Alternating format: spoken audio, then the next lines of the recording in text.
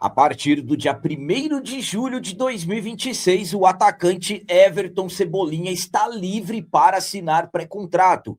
Será que vale a pena a diretoria do Corinthians tentar abrir negociações com o jogador? E, finalmente, o processo de limpeza e conservação da Neoquímica Arena foi iniciado.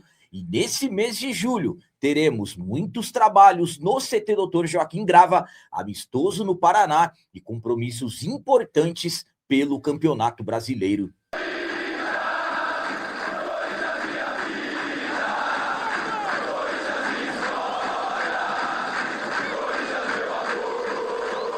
Salve, galera, nação corintiana, tudo bem com vocês? Antes de falarmos sobre esses assuntos, eu gostaria de pedir a vocês, por favor, deixem um like. Você que não é inscrito no canal, por favor, já se inscreva no canal e ative o sininho para receber a notificação de todos os vídeos. Começando esse vídeo de hoje falando sobre o calendário desse mês de julho. Finalmente temos jogo nesse mês. Esse calendário teremos muitos trabalhos no CT, um amistoso e jogos importantíssimos do Campeonato Brasileiro.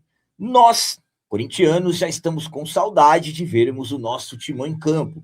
A última partida oficial aconteceu no dia 30 de maio, quando o timão foi até a Arena do Grêmio. Vencemos o Grêmio por 3-1, jogo do Campeonato Brasileiro, uma vitória muito importante. Depois daquele jogo, os atletas saíram de férias e retornaram recentemente aos trabalhos no CT, mais precisamente no dia 25 de junho. Os jogadores iniciaram as preparações visando o segundo semestre dessa temporada 2026 com compromissos importantíssimos. Nesse mês de julho, os jogos serão retomados. Já temos o calendário do Timão desse mês que está começando. Vamos lá.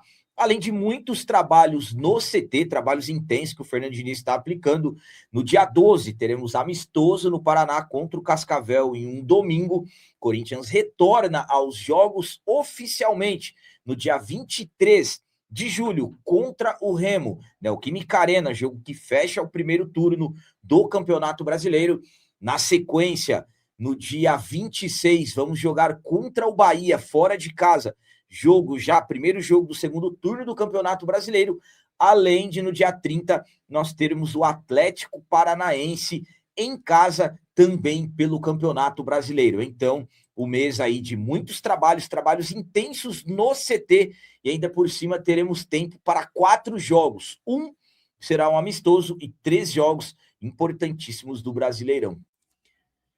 A minha opinião quanto ao calendário desse mês de julho é a seguinte: primeiramente, finalmente teremos jogo do Timão, estamos com saudade, é até aquela brincadeira, estamos com saudade de passar raiva com o Corinthians. Brincadeira porque sabemos que, na verdade, são sofrimentos que acabam nos unindo ainda mais. Enfim, teremos jogo, Corinthians joga dia 12, depois teremos jogos importantíssimos pelo Campeonato Brasileiro.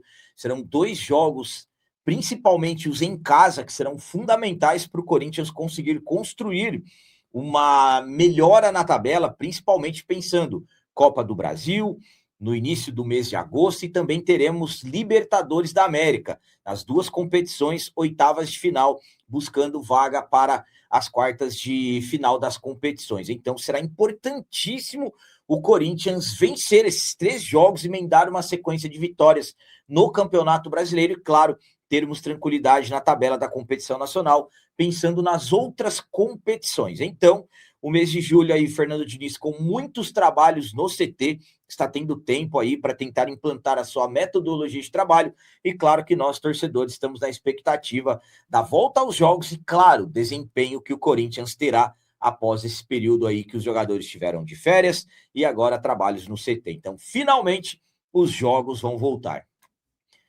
E agora vamos falar sobre algo muito cobrado, motivo de muitas críticas entre nós torcedores, envolvendo a nossa casa. Finalmente, o processo de limpeza e conservação da Neoquímica Arena foi iniciado. Já há muito tempo, podemos colocar meses e até anos, nós torcedores estamos cobrando das diretorias do Corinthians, a atual diretoria, diretorias que já passaram, limpeza, conservação da nossa casa, a arena, aparência já, arena suja e tudo mais. Então, como eu disse, motivos de muitas críticas ao longo dos últimos anos. Para você ter uma ideia, a última limpeza que foi feita na arena foi em 2020, pouco antes do anúncio do name rights da Neoquímica. Então, absolutamente aí 6 anos sem fazer a limpeza e tudo mais. Claro que a aparência da nossa casa foi ficando de uma forma aí que já estava ficando inaceitável. Mas, finalmente, os trabalhos de conservação, da limpeza da nossa casa iniciaram, mais precisamente nesta quarta-feira, dia 1º de julho, a Neoquímica Arena iniciou um amplo processo de limpeza e manutenção para melhorar a aparência e preservar toda a estrutura do estádio. Nesta primeira etapa, uma equipe formada por 9 profissionais realiza a lavagem dos vidros da cobertura do setor oeste, conforme vocês estão vendo na imagem. Na sequência, o cronograma prevê a manutenção e limpeza de outras áreas estratégicas da arena. A previsão é que os trabalhos sejam concluídos em até 90 dias. Então, finalmente, os trabalhos de manutenção, de limpeza, de conservação da nossa casa iniciaram depois de muitos anos de cobrança. A minha opinião quanto a esse trabalho de limpeza, conservação da Neoquímica Arena é a seguinte: finalmente os trabalhos de limpeza na arena começaram. Impressionante como que demoraram tanto tempo assim para poder fazer a conservação da nossa casa. Sinceramente, quando fechou os name rights, deveria ter fechado ali com a Neoquímica também, ó, estamos fechando os name rights, serão 300 milhões, valor ótimo para vocês, mas pelo menos aí todo ano, ou no mínimo a cada 2 anos, vocês ficarão responsáveis pela limpeza. Pelo que eu busquei de informações, parece que esse trabalho vai custar ao clube algo na casa de 600, 700 mil reais, mas nada oficial. Então, sinceramente, até pela própria empresa que fechou os name rights, a manter a arena com uma conservação o melhor possível, com uma aparência o melhor possível, é fundamental. Enfim, depois de 6 anos, isso está sendo feito, algo muito esperado, cobrado por nós torcedores. Finalmente, algo muito esperado por nós torcedores está acontecendo. Destacando também que o gramado da arena, passando por um processo também de revitalização, gramado trocado, a expectativa é que o gramado fique igual o da inauguração em 2014, devido a esse período de inverno, que é que ajuda a troca do gramado, enfim. Então, finalmente começando aí essa manutenção, essa limpeza, aliás, o processo de conservação, 90 dias de trabalhos. Então, são muitos trabalhos mesmo para poder deixar a arena com aquele aspecto que nós queremos, que é o aspecto de novo e, claro, de bem conservado. E para finalizar esse vídeo de hoje, vamos falar sobre jogador que está se tornando definitivamente oportunidade de mercado. O atacante Everton Cebolinha pode assinar pré-contrato, está livre para assinar pré-contrato com o Corinthians e qualquer outro clube do mundo a partir do dia 1º de julho de 2026. Será que vale a pena o Corinthians tentar abrir negociações com o jogador? Vamos lá. Em breve, iniciaremos mais uma janela de transferências do futebol brasileiro. Para se ter uma noção, a partir do dia 9 de julho, iniciará a chamada janela extraordinária, que a CBF liberou novamente, que vai até o dia 17 de julho. Essa janela, ela será, por exemplo, permitida negociar jogadores no território nacional, somente no território nacional. Aí, a partir do dia 22 de julho, terá a abertura da janela principal, onde será permitido negociar, tentar trazer reforços que estão aí pelo mundo afora do futebol. Um ponto muito importante nisso: o Corinthians, até o momento que eu gravei esse vídeo, não tem autorização para registrar novos jogadores.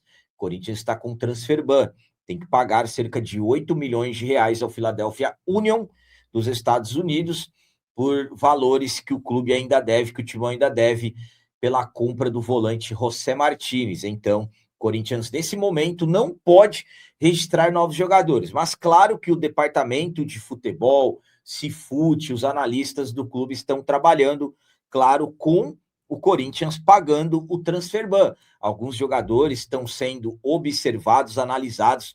Inclusive, o Marcelo Paz revelou que o Corinthians tem uma lista chamada emergencial, se de repente algum jogador ou alguns saírem, o Corinthians já tem nomes ali que vai tentar trazer como peças de reposições. Claro, o Corinthians tem jogadores aí com grandes chances de serem vendidos. O Corinthians tem a extrema necessidade de vender jogadores, porque precisa vender pelo menos 150 milhões de reais porque a situação financeira do clube sabemos que é caótica. Mas, além de pensar nessa próxima janela, o futebol ele também permite, por exemplo, já planejar o ano que vem. E é aí que nomes de jogadores começam a surgir. Nesse vídeo de hoje eu vou falar para vocês sobre Everton Cebolinha, jogador grande destaque no Grêmio, foi para o Benfica, retornou ao Brasil em 2022, comprado pelo Flamengo por quase 90 milhões de reais. O Everton Cebolinha tem contrato com o Flamengo até o dia 31 de dezembro desse ano.